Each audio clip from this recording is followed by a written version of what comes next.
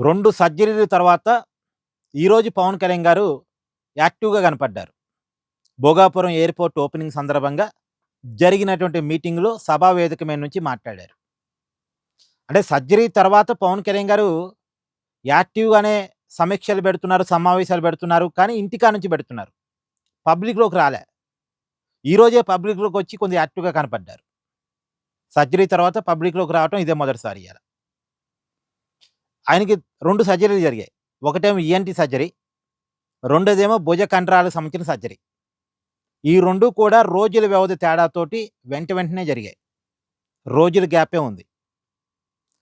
మొదటి సర్జరీ ఏమో హైదరాబాద్‌లో జరిగింది. రెండో సర్జరీ ఏమో ముంబైలో జరిగింది. మొదటి సర్జరీ జరిగినప్పుడు హైదరాబాద్ వచ్చినప్పుడు మోడీ గారు పవన్ కళ్యాణ్ గారి ఇంటికి వెళ్లి మరీ పలకరించొచ్చారు. మీకందరికి గుర్తుందిగా. తర్వాత ముంబైలో సర్జరీ జరిగినప్పుడు చంద్రబాబు నాయుడు గారు ముంబై వెళ్లి పవన్ కళ్యాణ్ గారిని పలకరించొచ్చారు. అంటే హైదరాబాద్‌లో కూడా పలకరించొచ్చారు. ఇప్పుడు 2 సర్జరీల తర్వాత ఇయాల పవన్ కళ్యాణ్ గారు కొంత యాక్టివ్‌గా చాలా ఆహ్, ఉన్నారు.